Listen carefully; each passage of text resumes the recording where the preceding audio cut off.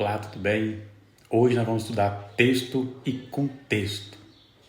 Certa vez ouvi que texto sem contexto é pretexto. Não podemos ser desonestos com o texto bíblico. Precisamos buscar fundamentação na palavra de Deus.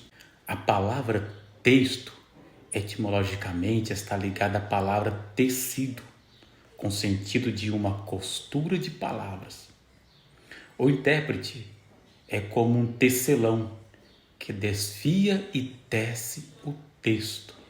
Procure conhecer em que contexto foi escrito, ou seja, o que estava acontecendo quando o autor escrevia o texto. Basta uma leitura mais cuidadosa para descobrir estes fatores.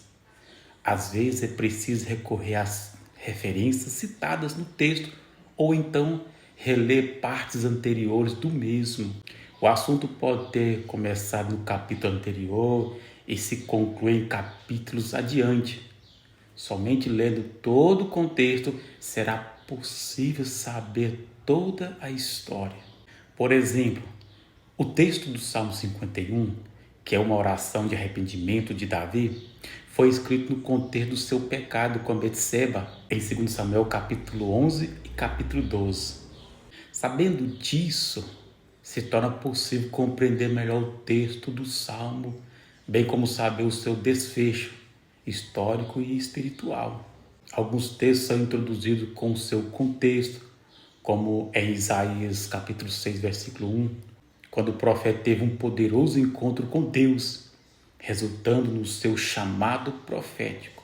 O texto deixa claro que tudo aconteceu no ano da morte do rei Uzias, ou seja, em meio a uma grande crise em toda a nação.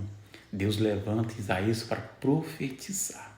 Um texto pode ser chamado de perícope, que pode ser encontrado pelas subdivisões apresentadas nos capítulos, mas que deve ser analisada com cuidado para não dividir o texto incorretamente.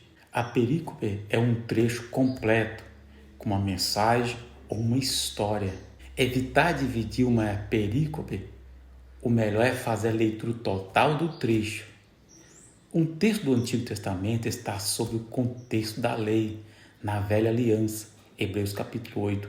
Um texto do Novo Testamento está sob o contexto da graça, sob a Nova Aliança, em Cristo. Saber diferenciar isto evita muitas confusões. Deus abençoe.